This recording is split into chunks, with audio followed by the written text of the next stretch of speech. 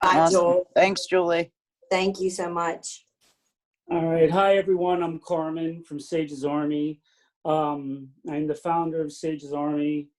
I'm going to share the beginning of Sage's Army with you. For some that don't know, Sage was my son. He was 20 years old. We lost him in 2012, March 5th, to a heroin overdose. We found out when he was 17. We didn't understand, there wasn't a lot of communication with family members back then. Pretty much the advice that we got when we found out Sage was using was kick him out, he has to want it. And then when I said he was 17, where's he going to go? They called me an enabler. They didn't give me tools. They didn't educate me. So me and my wife had to Google, and we found Gateway, and we got him into treatment. Sage overdosed 3 times, and the first 2 times Narcan was available. The third time it wasn't. So I didn't even know what Narcan was. I just know when we went in to the ER, the doctor said, we hit him with Narcan, he's okay. So that's one of the reasons why, with a lot of people in this state, we advocated and partnered with a lot of people to get Narcan and the Good Samaritan bill. I was blessed to be with the governor at the signing of that bill. When Sage died, I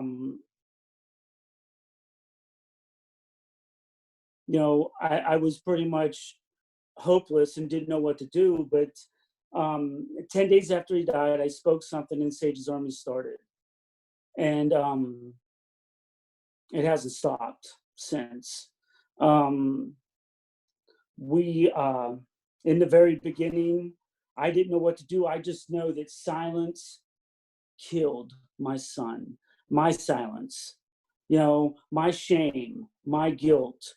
What did I do wrong?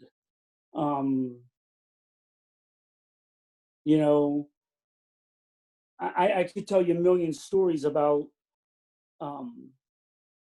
the progression. One of the things that I remembered the day I spoke Sage's Army into existence was, there was a local cop. My last resort was a 302 my son. And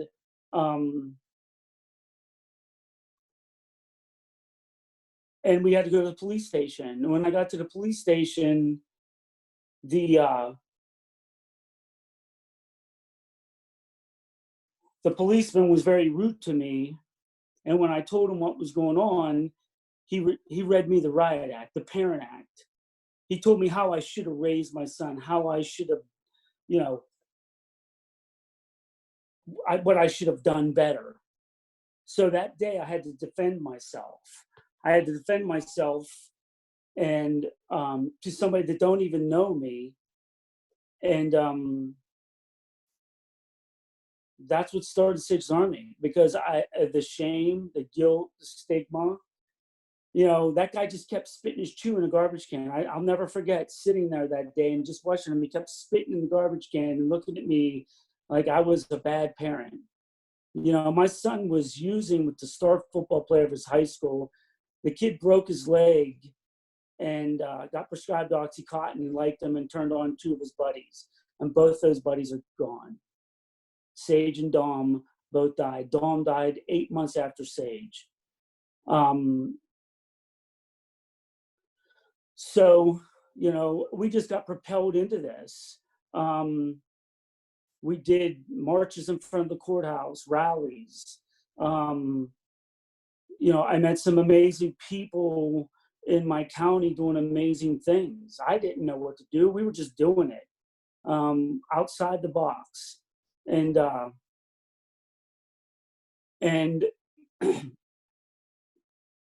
My local senator reached out to me because she has family members that also struggle, and she reached out to me for help for one of them. And I was like, what can I do? I lost my son to this. What can I do? And my wife said, just call her. And we developed a relationship. And one day she called me and said, I want you to come to Harrisburg. And I drove to Harrisburg and met our Secretary of Drug and Alcohol at the time then was Gary Dennis. And I met him, and they put me on the advisory board for drug and alcohol abuse. I was on that board for 4 years. I was in a position to a position of action, a position of change. I didn't understand it. In the beginning, I did not understand my walk. I remember the first time I went and Gary looked at me. I had my tie on, I had my suit, and I could barely breathe. And he looked at me and goes, Carm, loosen that tie and undo that first button. He goes, that's not what we want, Carm. He goes, we want what you see. And so that's what I'd take to them. I would take what I see, the people that I've met. The Sages Army Facebook blew up in 24 hours to 1,800 people all over the United States, either telling me their problems or asking for help. And what it did was it connected. And I didn't understand it at the time. I mean, I had no idea. Man, I was just talking to families in California, talking to families, a father in Buffalo, New York, Avi Israel. He's my buddy today. He lost his son.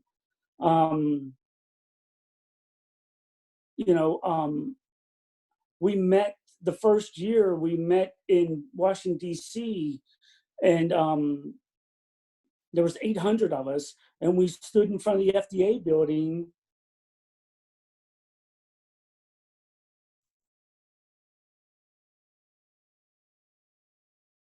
We stood in front of that building and advocated. And that day I felt alive. I felt this is what I'm meant to do. Like, I'm not going to sit home on my couch and play poor me. I had 58 people on that bus. I remember when we got there, I had to get off the bus and go talk to some representative. I got 15 minutes with the guy. I had to get a taxi and go back and find all the Sages Army shirts. And I'll never forget that day. And, when I found Avi, he was speaking that day. He held me, and in my ear, he said, Carmen, just like you, that day when I held my son Michael in my arms while he took his last breath, I knew I had to do something. And he's doing something in Buffalo, New York also. They have Saving the Michaels of the world.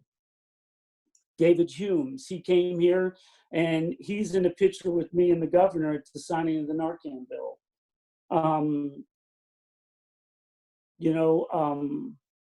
There's a lot of good people in our county and in our state. They're doing a lot of good things, and it's all about unity. I've learned from so many people. Some of the strongest people I've ever met are the people in recovery. They've helped me through my grief. I never worked steps. I never worked on myself. Through them, I'm learning how to process my grief. I'm learning how to wake up every day and not be a miserable prick to my life. Not wanting to stay in my sadness and my self-pity. It's like a wave. And there's days I have to get up and I got to go to work and I got to face it. And there's some days I get in my truck, I turn on the radio and I drive. And thank God I got good guys at work that don't need me.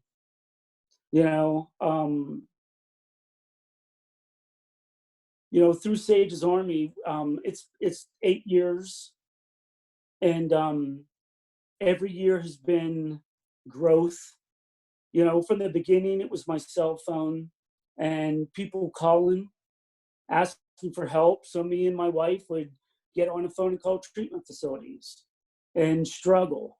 But we had to figure it out. And then when I had the opportunity to get my CRS, I did it. And then I got my certified recovery coach. I got my family coach. Today I'm a family coach. I help parents navigate the walk.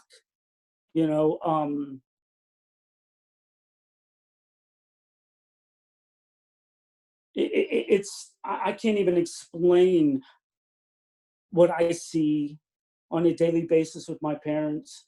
Some of my parents walk in sicker than their children because they're just waiting for the call and they're scared. And we're there, we're there for them. It's just like I teach parents how to step out of the storm, because either they walked in willingly or they got sucked in through manipulation and everything else that comes with addiction. And I teach them how to step back and breathe for a minute and let's get a a better perspective on it and set up boundaries and and it's their process, not mine. It's their time. I had a mother once that she wasn't willing to take and shut off the car insurance or shut off the phone. And I backed her all the way up and said, who does his laundry? And that's where she was comfortable to start. So we got her to stop doing her son's laundry. And wow, you talk about a storm. She came in the next week and she was crying. She's like, I did something wrong. He's mad. He's flipping out. He said, stop going to Sage's Army. Carmen's full of shit. And I said, no, you didn't do anything wrong. Pain motivates change. But sadly, the pain got too great for her and she quit coming.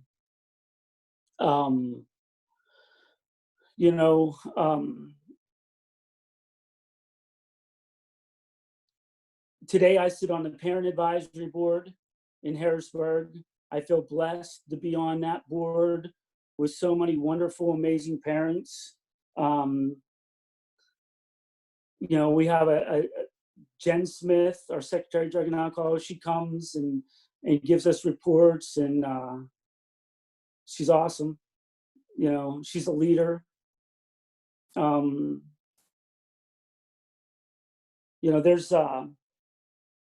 There's just so much that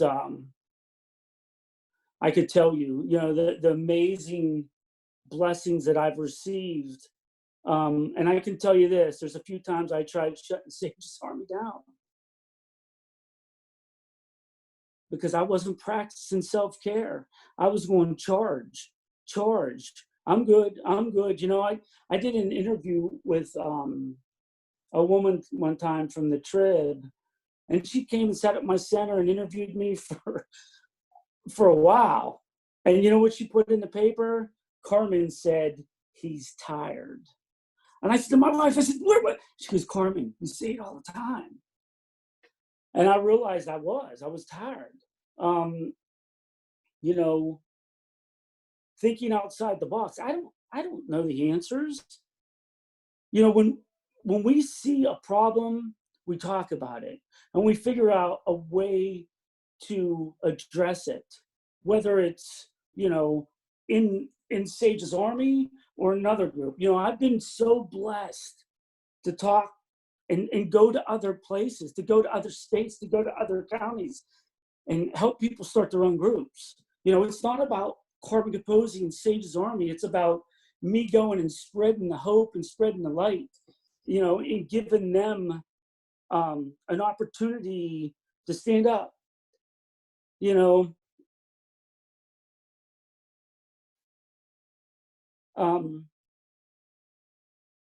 I got calls from, what was it, Oregon, from a farmer on his tractor The video that WQED did on me, Hope After Heroin, I wasn't going to do that video. Cindy said, enough. Come on, Carmen. I said, I can't. I had a farmer on my birthday inbox me on Facebook and said, I don't know how your video got wormed into my YouTube channel, but I want to thank you. He goes, your son was beautiful, and I'm so sorry for your loss. I don't know how you can do this. He's there, and he told me about his children. And he said, I want to thank you because tonight I'm going home. And I'm going to start the conversation with my kids. We're going to watch this video. You know, I got a call from a lady in Kenya, And she goes, will you call me? She actually wanted me to come to Kenya. And I'm like, yeah, I don't think I can do that. I said, listen, you call me and we'll talk. So all I did was told her what I did. And then she sent me a picture of her little group of 10 or 15 people with their shirts to their group standing, and they were leading the charge. That's what I've been blessed to do. You know, I could tell him a million of them. You know, before I clicked in, Adam, I got the call from the mother that you just gave my number to. She just lost her son, what was it, 7 months ago? And she's a mess. And she's looking for a place. And after this, I'll be on the phone with her. You know, family is priority. You know, if my son had diabetes, they would not tell me to kick him out. They would say, okay, we're going to send you to a nutritionist, and now the nutritionist is going to give you a diet plan. And then my wife would be going to the supermarket going, okay, the car won't eat. And then I'd be sitting at the table going, what's that? And then now the whole dynamics of the family's changing, because now we're all going, what's diabetes? And what does he have to do? Okay, he can't eat this and he can't eat that. But with addiction, they say, kick him out, send him 4 hours away to a rehab, and they come home to parents that are uneducated. You know, I just talked to a mother from New Jersey. And I don't know where she got her number from, but she called and struggling. I don't know how to help. I just spent $60,000 trying to help my son. And I said, you don't got to spend $60,000. And so I asked her, tell me a little bit about what you know, his process, how many times rehab. I said, so every time he's been sent out to rehab, he's got all the education he needed. I said, but did anything change at home? And she said to me, well, I don't do drugs. I said, I didn't say that. What I said was, did anything change at home? You just expected him to fit right back into the normal box. He's not in that box anymore. So I sat and talked to her for 2 hours and gave her tools. 2 weeks later, her son called me and thanked me. And it was his mom's birthday. And he said, I just want to thank you for helping my mom. He goes, you explained it to her in a way that she understands my walk today. You know, we need more family involvement, more family education. And, you know, all the schools that I've gone to. You know, 2 years ago, I spoke to 150 pediatricians. A doctor reached out to me from the University of Pittsburgh and said, I'd like to do a presentation with you. And we met twice, went and did it. I don't know how to do a presentation. My group knows that. I'm a one-typer, finger typer. But, you know, there was a lot of misinformation in that room about Narcan, all those doctors. And I was blessed to educate those doctors, 150, you know, they're front lines. When you got a young mother or father that come into your center, you know, you should notice signs. You should know the signs. And if you do see them, where you guide them to. I had doctors tell me, well, not my problem. Not my problem. Don't want to touch that. That's a shame, because you could catch them and get them help before that baby's born, and get them educated, get them connected to services. I could name so many people, and everybody on this probably knows a lot of them. And man, so many that I've been blessed through this walk with Sage's Army.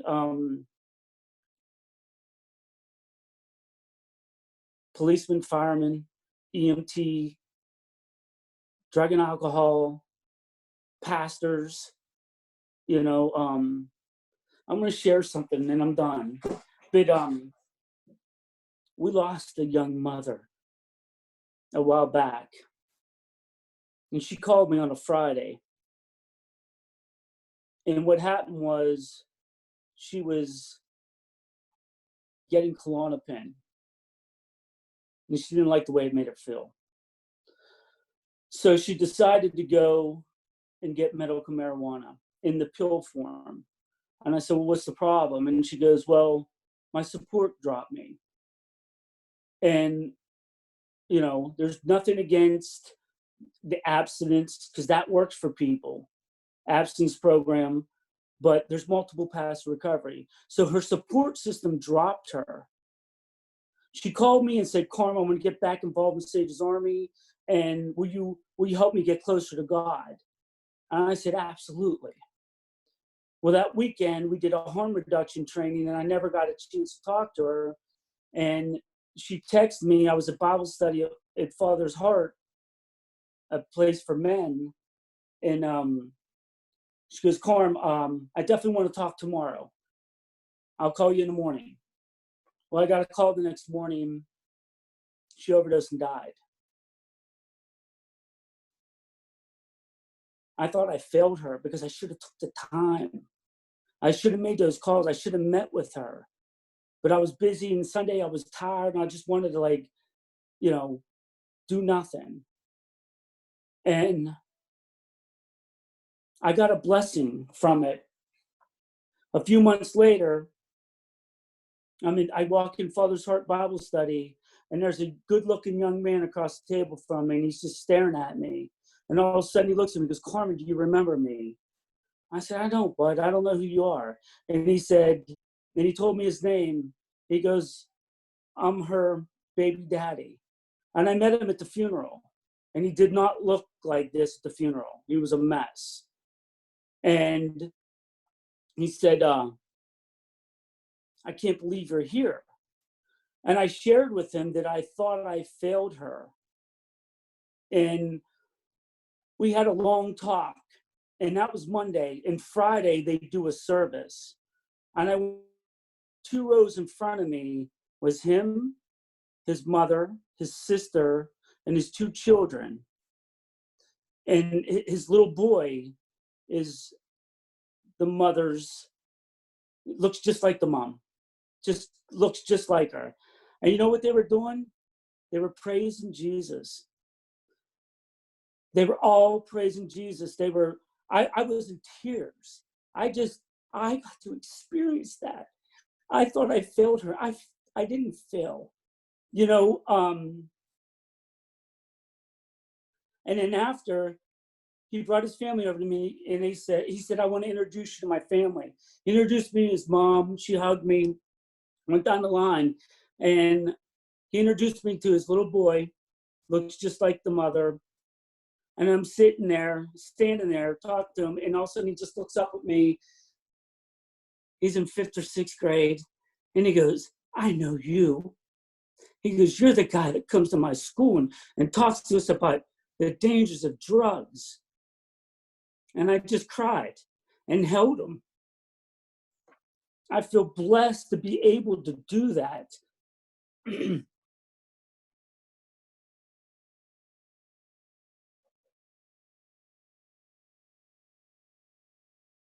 Unity there's a lot of unity, and we're going to, Sage's Army is not going nowhere.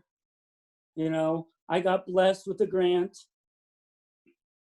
It wasn't as easy as I thought it was going to be. It brought a lot of new stuff to the table, a lot of learning curves.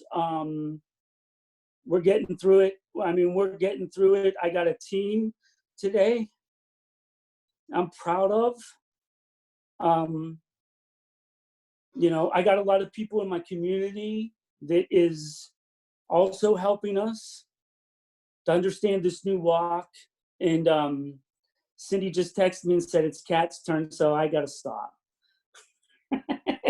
Love you guys. Thank you.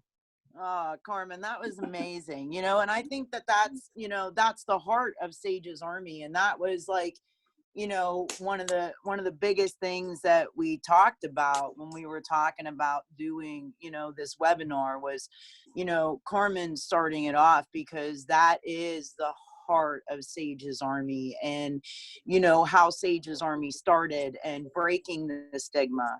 You walk into headquarters in Irwin, and there there's a picture on the wall, and silence kills. That's the point, is breaking the stigma and getting the stigma out of this. And the helpline, we talk about the helpline, and about 70% of the calls that Sage's Army receives are from a loved one. They're from a family member reaching out, grasping, right? They're grasping for answers to questions that they can't turn to anybody else and ask. A young man that we responded to in the hospital, the the mom said to us, she had never told anybody. Her son had struggled with substance use disorder for years, and she had never told anybody in her life, not even her best friend. Silence kills. If that is one thing that you take from, this webinar with Sage's Army, with Carmen's story, with the loss of Sage, and walking away from this, is what we do day in and day out is we encourage the family members, we encourage the individuals to come outside of those shadows. I know for myself, and as you will hear, moving forward, is that is what kept me stuck, right? Was being afraid of what everybody would think, the things that I would lose, that I obviously ended up losing in the long run anyways, and so, but the fear, there is so much fear and what comes, and I think that the story that Carmen talked about in the end is another reason why he pursued, the grant, and looking for, what we also came to develop was the Recovery Center in Greensburg. So Sage's Army has the headquarters at 216 4th Street in Irwin, which is about 800 square foot. And then they now have procured the Recovery Center in Greensburg, which is 2,000 square feet. And what that looks like, as we're moving into a yellow here in Westmoreland County come Friday, we're all excited about, and we can get gatherings of up to 25 people going, which is we're all ecstatic about. Was the fact of having a place that people could come into, and regardless of what pathway to recovery they were choosing or wanted to choose, they could be open about it, right? Even if they were recovery curious, even if they were the individual or the family, that they could pick up the helpline, they could call us, they could say, which is a lot of our phone calls, right? My loved one is struggling. Sometimes they don't even want to identify who the loved one is. I mean, the calls, like Carmen said, they come from everywhere. We get them from, you know, New Jersey, New York, sometimes out of the country. And they just really want somebody to listen, right? Somebody to identify, somebody who will just give them some honest, open guidance. You know, and it's never directive. You know, we're very open and honest about that. We have volunteers and staff on the helpline. You know, we always talk about the scenarios and the situations, how to go about handling them. You know, obviously anything that is out of our purview, because we do not do any type of level of care assessment. We do not do anything in that facet. We work with the single county authorities that would be, if it's in the state of Pennsylvania, in the county that they are calling from. And then we link them up with them if they don't have, you know, insurance, and they therefore get them the funding that they need, and then would get them into treatment. You know, when it comes to a family member calling in, and the individual needs treatment, we do whatever we can to link up with the individual. Sometimes the individual doesn't want to talk with us, you know, and that's okay. You know, we keep trying as best as we can, you know, and the phone number I can see is flying through the chat. It's very easy to remember: 724-863-LIFE. You know, because that's what we want to try to provide to people, is life, you know, because we also, you know, want to get, like Carmen said, worked on the Narcan legislation. You know, it honestly, you know, when we look at the overdose statistics here in Westmoreland County, we are very blessed to have, you know, lots of organizations here. We have 3 recovery community organizations. We are one of them, Sage's Army, but there is also Lost Dreams Awakening, and there is also Favor and Bolivar. So we are a large county. So it takes everybody to succeed. You know, that's what Corman was talking about when he was talking about the unity. What you see going on here is not just as the result of one person, you know, or one situation. You know, it takes an army. I mean, and not just Sage's Army. You know, it takes everybody coming together, right? It takes, like he said, the family being educated. I mean, my family was so blinded. They were absolutely uneducated on what it meant for me, for myself, to be in recovery. I mean, bless my brother. He is probably one of the largest supporters of my recovery. And the first time that I hung out with him, you know, which was a long time, because, you know, that was the only way that we identified together. But, you know, whenever I started to pursue going to become a certified recovery specialist, you know, honestly, he gave me a ride to one of my first trainings, and he was like, well, we can go down to Harry's bar and get something to eat. I was like, or we could roll through Taco Bell drive-through, because I don't serve a purpose in a bar. But my brother didn't have that understanding, you know, and that was just a lack of education, you know, on his part.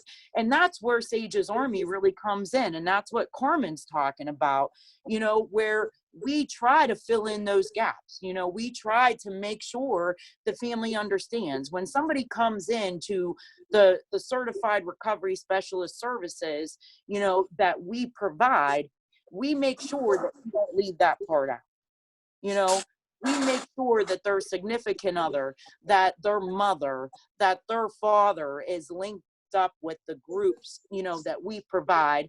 And Adam will go into a description of those, because there is more than just, I think a lot of people think Sage's Army and they think about the family group, and that's kind of a little bit infamous because Mr. Capozzi himself does that, but there is more than just that is provided for the family here at Sage's Army. And so with that, we had a family intervention training that came through, that all the staff and volunteers went through, that, Rich Jones came up from South Carolina and provided that. That was fantastic for all of us to go through. It really helped. And it's not like intervention that you see on TV, we're not, following people around with video cameras or anything like that. It really showed a different way of trying to get the family to all come together on the same page, to really get the individual, right, who, like Carmen was talking about with the storm, right? The storm that's been created from all the deceiving behaviors, all the different stories that could be going on, and trying to get all the key players and the stakeholders that's in the individual's life and get them on the same page, right? Trying to kindly encourage the loved one to make it to where they need to be, wherever it may be. Because I think that that's probably another big part of Sage's Army, is that we know that not everybody, when we come in contact with them, is ready and prepared to go into inpatient treatment, outpatient treatment, medicated assisted treatment, whatever their pathway is, we meet them where they're at. We encourage them. We're kind of like the little cheerleaders, right? We just want to get you there. And that doesn't matter for us, whether we have to have, some of them, I'll say this, 5 contacts with you a day, and I see the spark, right? And then, another day it's 5 contacts that day. And then, we see you making that movement through the stages of change, and we just want to get you there, whatever that looks like, right? And in the meantime, we're trying to engage the family. We just want to try to engage the family, right? And remove those people, who might be providing, say, the money, the means and the way, for you to continue using and trying to encourage a shift in the dynamics. And Carmen talked about going into the schools and talking, and as you've seen with COVID-19, that has kind of been put at bay. We had a few canceled, and that's kind of like a highlight for Carmen, is being able to go in there and share that, because we all know prevention's the most effective. If we can stop it before it starts, that's really truly what we want. So that will hopefully be, starting back up in the fall, as we all wait patiently to see what happens with that. As we all know that our little ones are close and near and very, very dear right now. So we do have a golf outing coming up, and there will be more to come on that. I don't want to give too many details, as we're waiting to see, as we know some were postponed, so we don't know if that one's going to be pushed back. But as we know, you guys will all be receiving our website and all of that, so please be looking for that, because we do have a golf outing coming up. And I think the other thing that I really just want to say before I go is that the calendar is on the website. Please check that, because our groups and all the things that will be opening back up at the center here come next week will be posts. Some are going to wait another month. I know some of the outside ones that were coming in are saying people are still a little bit hesitant. So they're going to wait until the end of the month to start back up. Some are going to be starting next week. So if you just want to keep in contact with that, you guys can reach out to me. My number will also be thrown in the email. I am going to pass it to Megan, who is going to share a little bit about how Sage's Army has, you know, impacted her life personally and, you know, then professionally. And I'm just so grateful that all of you took the time to be here and to, you know, watch our faces for an hour of your life. Thank you, Kat. Hi, everyone. I'm Megan Riley, and I work here at Sages Army as a certified recovery specialist and certified family recovery specialist. And, you know, we talked last night and this morning about, I asked Kat and Carmen and Cindy, you know, and the whole team, you know, what they wanted me to speak about. And Carmen jumped in and he was like, how did you get here? You know, and of course I reflected on that. And I spent a long time struggling in active addiction, and I gave away a lot to active addiction. My family, my children, my friends, my loved ones, anyone around me. And had it given back to me, I would have gave it away again because, you know, my disease demanded that of me. I didn't have a choice. So when things were coming to a close for me, you know, I had accepted the fact that I was going to die a heroin user. I believed that in my heart, and I had pure acceptance with that. I can't say living because I was homeless. I was running the streets of West Jeanette in Pennsylvania, and a particular police officer kept arresting me. And the last night that he arrested me, he asked me, did you ever think about stopping? And I said, stopping what? I was in such denial of myself. He offered me two things. He said, I'm going to give you a phone number of a man named Carmen Capozzi, which I had known that name. I worked at a golf course in North Huntington, and Cindy and Sage and Carmen had all been there, and we were passerbys. But I also knew about Sage's Army. I remember staying up late at night and reading the stories on my phone about people who had found Sage's Army and had found a new way of life. That just wasn't going to, that wasn't going to be me. It wasn't in the cards for me. So he had offered me Carmen's number, and he said, I can't keep you here, but I'll leave the jail cell open. You could sleep in there because I don't want you to die tonight. I chose Carmen's number, and I didn't use his phone number that night. I had overdosed that night. The police officer had predicted, and Narcan saved my life. And the next day I reached out to Carmen, and he gave me a female's number that lived in Uniontown, Pennsylvania. I had no insurance. I was homeless, no job. I think the only person that really worried about where I was at is because he got paid to was my probation officer, Bob Pomponi, who probably would chuckle at that because for 10 years, you know, I was on probation with him, and he watched my decline, and he saw the reality of it probably most in my life because there was no one else. I had pushed my family away for years of using and the things that I did to get the next one. And, you know, I was at that turning point that the 12-step groups talk about. You know, I was at that turning point in the road, and I didn't know how to live with or without it. And I chose a 12-step path. You know, that's what works for me. And I am in long-term recovery, and you know, I'm still in awe of that a girl like me could find a way. And it all started with that phone call that Carmen's talking about that he takes, and our phone call was brief. I just had that moment, that one moment of willingness to reach out to him, and then, you know, I followed it out. And I didn't know what my path was going to bring. And I stayed in touch with Carmen over the years. Maybe every 6 months I would shoot him a text message and tell him, celebrating a year clean, I'm celebrating 18 months, I'm celebrating 2 years. And I know today he was like, who is this texting me?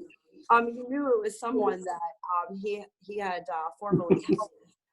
But we laugh about that. And then I decided that I was going to take my CRS class. And the only reason that I took it is because my grand sponsor was going, and I didn't want her to go alone. And I thought, well, I'll go with her. And I sat in that class, and you know, my heart really goes to the families, because not only, you know, am I in recovery, but I have also lost immediate family members, you know, due to substance use and alcoholism. So I understand that aspect as well. And, you know, not only is it an honor to be on this webinar, but be a part of Sage's Army, to be the exact opposite of what I once was, to work with the people that I work with. I wake up in the morning and you know, I live in Uniontown and I drive to Greensburg, and I look forward to it. Some days are better than others, but because of Carmen and Cindy and because of Sage, you know, I have an opportunity at life today, and dare I call myself a success story of Sage's Army. But you know, Carmen and Cindy turned their grief into their mission, and the courage of conviction and things that they are teaching me to do. And you know, during my 23 rehabs, 17 detoxes, and 5 halfway houses, not only did I learn at the time, embarrassingly enough, how to manipulate the system, and I learned a lot of resources doing that, though, and now I can share them with the individuals that I help and that I serve, and God, you know, that I choose to, you know, my higher power, not only has shown me that you know, he was always with me, and you know, he brought me to Carmen that night through Brian D. Felice, the police officer, and Jeanette that had a part in saving my life. You know, I need to call him and thank him, by the way. I'm not gonna say anything, but yeah. Yeah. Yeah, I need to call him. So you know, He today knows. He knows. yes, Trust me, he he does knows. know. I know he knows. Yes, he does. You know, and part of my day-to-day here is like I have a little discernment today, which is also a miracle, and I can look back at all the times that I was in treatment. Someone would help me get into treatment, or you know, I knew how to get myself into treatment, and then the doors open and my 20-day or 28-day stay is over. And because of the things that I had done in active addiction and pushed everyone away, there was no one there. And I think about that when I ask counselors and therapists if the individual is going to leave AMA, if they successfully complete however it's going to be, please contact us, especially if it's an AMA. We want to be there for the individual. You know, we want to help fill in the gaps. We want to be that person for them, regardless of the outcome of treatment. And I know it's vital that we walk with someone. I know what it feels like due to my own actions to walk this path alone and not be successful. I know what it's like to have doors closed on you when you say, I used again, I drank again, I want to drink again, you know, any of those things. So Kat always says it, boots on the ground. And when my interview was actually the first face-to-face with Carmen. You know, I'd seen him in passing, and you know, it has come full circle, and I've never been at a job interview where I cried the whole time. Probably when I was being asked to leave the building, I've cried. Please don't make me leave. We all did. You know, we all cried. right. And you know, how things have come full circle in my life, and I want to see that materialize in other people's lives. Because the people that we work with aren't coming in here with Rolls Royces and the best insurance and all of these things. You know, they're marginalized people that, and during this pandemic, you know, you think about the pandemic, the epidemic, all of these things, and being alone, it's a lot. It's a lot. And, you know, this entire time that we've been in the red zone, if that's what you want to call it, you know, we've been able to see clients, you know, we all check with each other and let people know where we're going to be. And if someone needs us, we show up. You know, I know that a lot of people in the recovery community, probation, a lot of people have donated to Sage's Army to help our individuals who are in need, that can't buy their groceries, that can't feed their pets, that can't, you know, put diapers on their children. And, you know, I just stand in awe of that. And I stand in awe of the unity that I see, you know. You know, I don't have a lot more to say, but I know if it's possible for me, that, you know, I ask God each and every morning to help me inspire someone, that for it to be possible for them. Because I would have passed a lie detector test if you would have asked me, and I would have said, I'm going to die a heroin addict. And that's not my story today, you know, just one day at a time. And I'm going to pass it over to Adam, and it's been an honor to be on here. And again, thank you all. Thank you. Thank you, Megan. I love all you guys. I can't believe you made me go last after all the touching stories. I'm probably going to be the one that cries on this recorded video. So, hi, my name's Adam Dakin. I am a certified recovery specialist with Sages Army. I am also in recovery myself. I am just going to go over some of our groups and services that we offer. You know, if you have any questions at any time, please just remember, if you can remember anything, is you can always call us at our helpline at 724-863-LIFE for more information, for any questions, for anything. So I will make sure that whenever the emails are sent out at the end, that I get all these flyers to Sarah so that she can include them in the email for you guys. And right now we're just kind of in this little transition from going from what you would say is the red zone or whatever to the yellow zone. So since COVID-19, a lot of our services have been pushed to a video format for the protection and safety of the people that we work with, because you know, there was a lot of confusion there. And like, I commend, you know, Kat really taking control for the safety of everyone that we work with, and also the people that we serve. It was truly amazing how we all came together and provided services through telehealth and also through Zoom and conferences like that. So if you have any questions, please call our helpline. If you can wait, actually, like, you know, until we're done with this. So because I'm on the helpline, I don't want it to ring and the video mess up. So today.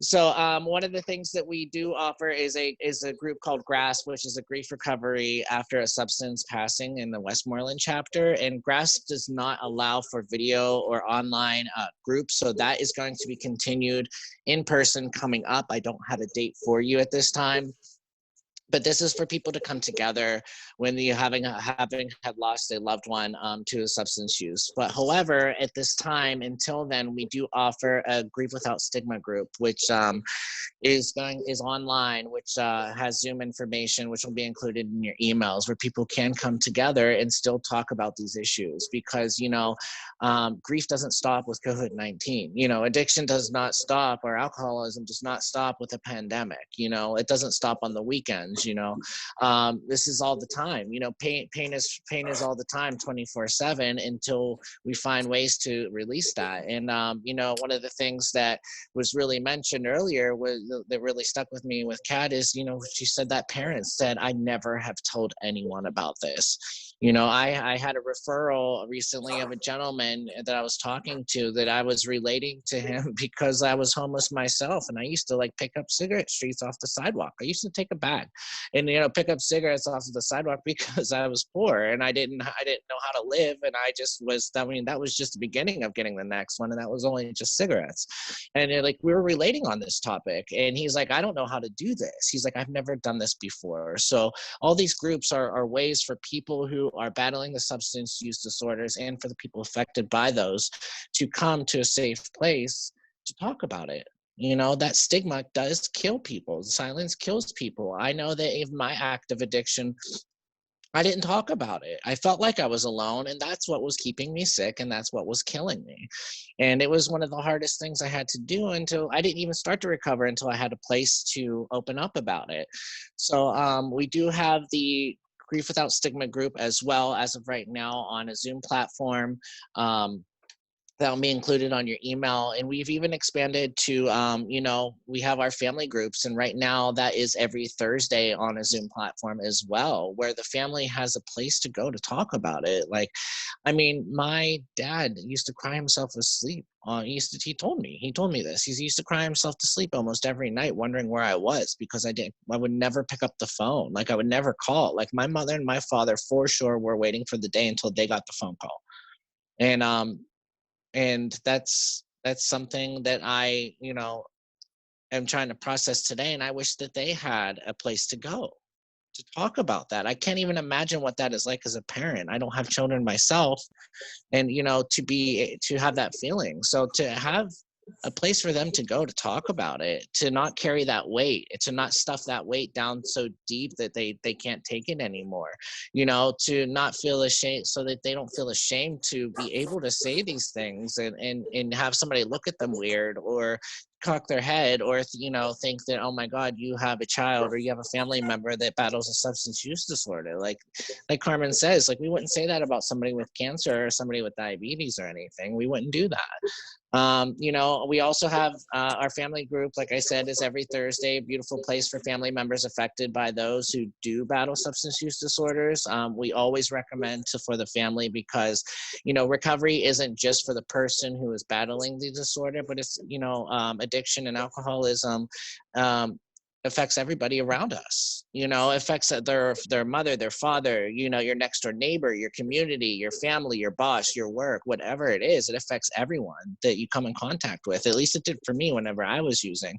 But the beautiful thing with that too is that my recovery now works on the same exact level. So to have a place for people to go is just a beautiful thing, because this is one of the things I really take from this process. Is I try to remember that this is a collaborative process, not a competitive process, and that includes the family and loved ones, from down to the individuals to up to RCOs, and even the government process. Hopefully that we can all become together to collaborate. This is not just Sage's Army's process or Sage's Army's way. This is everybody coming together with our diverse ways, and the diverse ways that we learn from each other to better provide for society. And another group that's truly beautiful that came out of this whole process is Sage's Army's Coffee Break. And this is was just one day a month, and this is a group for women who have family members struggling with substance use disorder. And this is the time to find support, to know that you're not alone. And this is the first Friday every month from 4 to 6 p.m. I'm not sure exactly if they're going to be meeting in person or via Zoom next month, but if anybody's interested in that information, please call the helpline. I will find out more here shortly. Actually, I'm going to give her a call later today to find out. But just a beautiful place for women to go to relate to. I was fortunate enough to be able to sit in on a couple of these, just because they had some questions for me as a person in recovery and also certified recovery specialist. And what these women do when they come together to support and love on each other is beautiful. We have people who have years of growing and healing, and then helping the next person coming in who feels so broken and doesn't know what to do. And they're just loving on each other and helping each other, giving each other the tools to be able to get through that, or to be able to begin to process that. Also, we did have a Bible study that was supposed to start in person, but we had to, with COVID-19, move it to a Zoom platform. So I believe Kat mentioned next week we're going to start it in person and offer it also on Zoom. So one or the other, depending on which one you prefer to join us in. But this is a volunteer, Lee, is doing a Bible session that I was fortunate enough to participate in on Monday evenings at 6 o'clock, I believe it is. I meant to share the flyers, but I had to switch from iPad to phone. I apologize. But it's 6 o'clock on Mondays, correct, Kat? Yeah, so 6 Yep. o'clock on Mondays, and for people to come together to celebrate their spirituality and to help each other be able to pray, praise the God of their understanding, or just praise their spirituality. And like we mentioned before, there isn't just one way. I've learned in this process. I'm a 12-step fellowship member myself, and that is just what works for me. But I've also learned in this process that there are so many ways, and we meet people on so many different levels. And the one thing that kept me sick was the stigma, and I didn't even start the process of healing until I started opening my mouth and being able to talk about it. And that's what all these groups are for. All these groups are here to squash the stigma. All these groups are here for people to come together to feel love and not the pain. Be able to process the pain and start feeling the love. And it affects substance use disorders, affects everyone, not just the person that's actually battling it, that's on the streets. This is the family members, the children, the fathers, the parents, the loved ones, and neighbors, and everything. So we look forward to having more groups. Please definitely keep in contact with us. If you want more information, just let us know or call the helpline. And with that, I will close up because, I think we hit our hour mark 2 minutes ago. I wanted to say something, Adam, Yeah. real quick. To Vicky Rafferty, I feel your pain, Vic. Not every parent is willing to get involved. There's a lot of times we pull our hair out, well, what's left of my hair, we pull out because it's tough. A lot of families don't want to get involved. They just want, you to fix their kid, and and I know, you work in the children's services, and that's tough. We know you don't want to pull the children out of the house, unless it's needed, but it's tough. Where do they go if not? And there's so much connection that's got to be, man. I mean, like when you touch one thing, it opens another one. And I think that, we've made a lot of connections to fill in gaps, working with SBHS, community action, the veterans, what's it called, Kat? Veterans Act. Yeah. Everybody. It's a beautiful thing. But yeah, working with family members is not easy. What's tough is sometimes you get the father that comes and not the mother, or the mother comes and not the father, and we know where they're at. And you just hope that you can create a process of healing and change in their home, and some tools that they can start utilizing or want. And a lot of it's self-care, family learning how to self-care, and step outside of that. When Sage's Army started, God gave me 3 words: awareness, compassion, and action. You got to be aware of the problem. You got to have compassion for the person with the problem, and you got to take action. 3 years later, it gave me 3 more words: wisdom, patience, and strength. Wisdom, or awareness, creates wisdom, compassion through patience, and action gains strength. And when you look at the definition of strength, it says a number of people comprised of a group, typically a team or an army. Boom! Thank you, Lord. That's it. That's all I got. Thank you very much, everybody. Is there any questions? What is the Recovery Center? Kat, you want to explain that?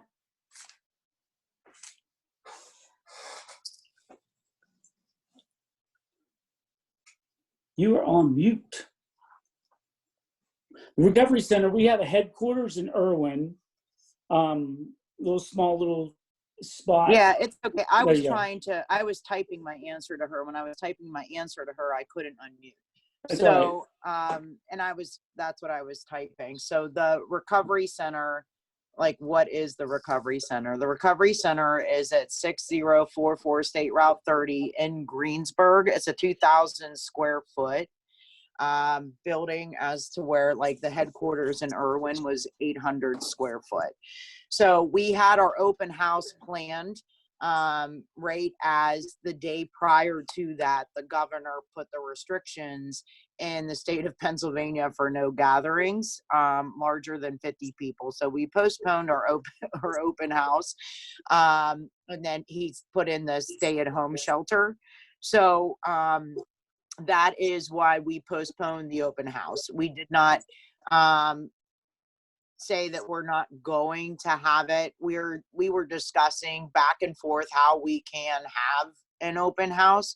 And I don't know if we're going to be able to have the same type of open house as we were going to have, until Pennsylvania would move into a green. So the recovery center is the 2,000 square foot. And so we have the certified recovery specialist working there, and we are there. And so the groups, as we move into yellow, starting as of Monday, the Bible study will be there on Monday night's meeting again, face to face, and offering the virtual format as well. So the staff are there. They're able to meet individuals face to face. We had to alter some things as we move forward, and we look to following CDC guidelines and the Department of Health and how we operate. So obviously staff can't meet in the regular offices that they have, and be able to, I would say they might be able to do it with the 6 foot, but we decided whenever I wrote the policy, our conference room where we could have some small groups, I don't think could accommodate the 6 foot social distancing, which I don't like that term. I prefer to use physical distancing. So we made that our one-on-one meeting room because the table is large enough, the room is large enough. We were able to take chairs and put them in. So the recovery center, if you would look at it in the term of like a drop-in center for recovery, any individual or family member can walk into the center at any point in time, looking for resources, looking for answers to questions, looking to support. And that is what we're trying to figure out now when we look at space and time. Veterans X was supposed to be up and running on Tuesday nights in the center. Whenever I spoke to them, they have some individuals that are pretty hesitant still on getting back to face.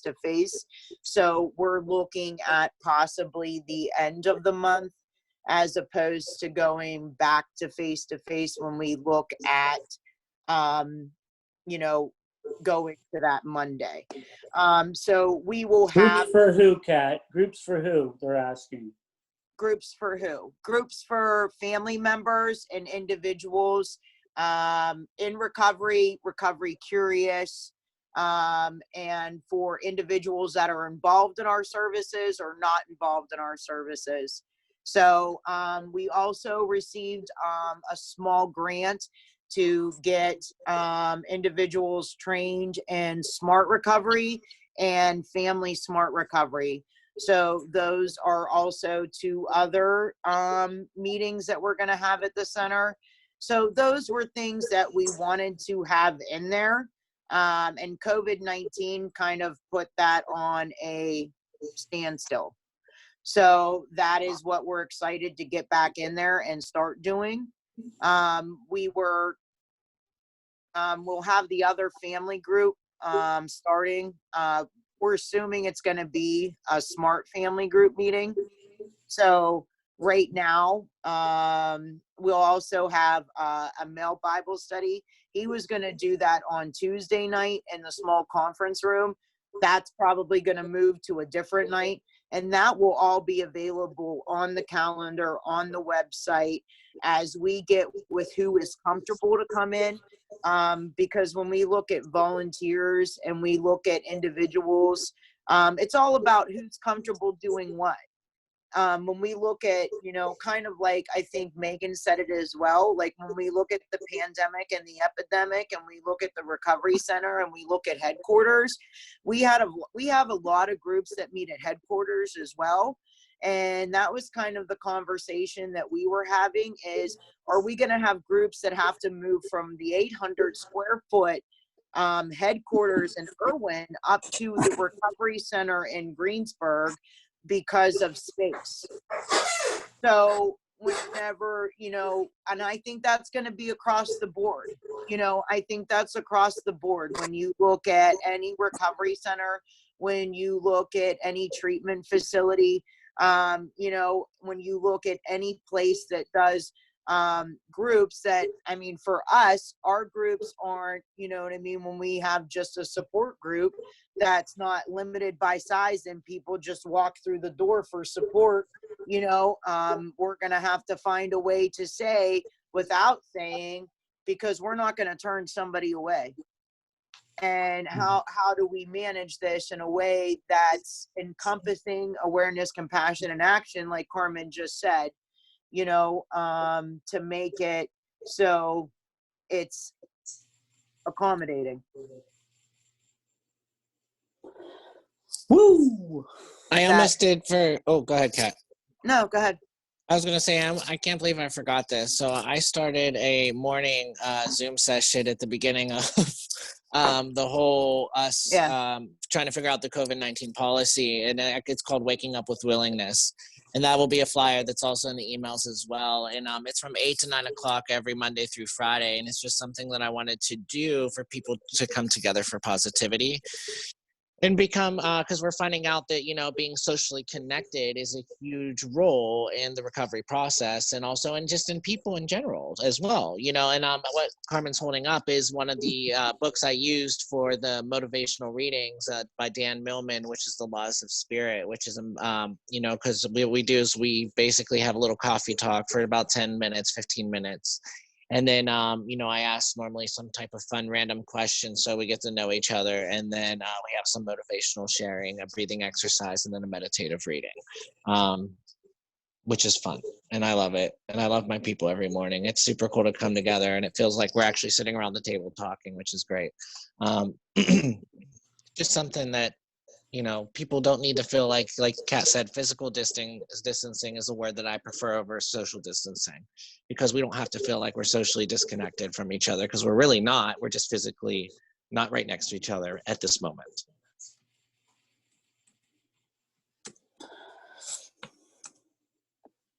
Okay, guys, I don't know. Oh, Kat, you're getting rid of Anybody this. else?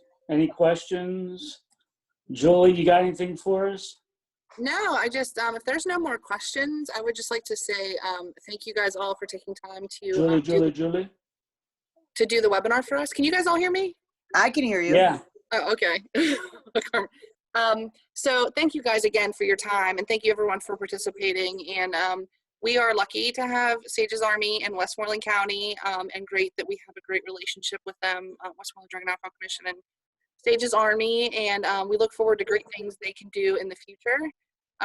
So just hopefully they can find some more grant funding, or anyone who's on this call and would like to donate. I know there's some donation on their website to help with their efforts as well. So Thanks, Julie. You're welcome. Do you guys have anything else, or?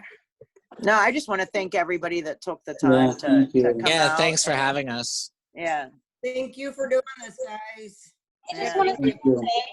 Kat, you highlighted the importance of prevention in this whole effort, and it is Prevention Week this week, so I just to acknowledge the fact that you said that, and acknowledge the fact that it is Prevention Week this week. Way to go, Kat. Look at that. So happy Prevention Week, everybody. Happy Prevention Thank Week. you guys for having us.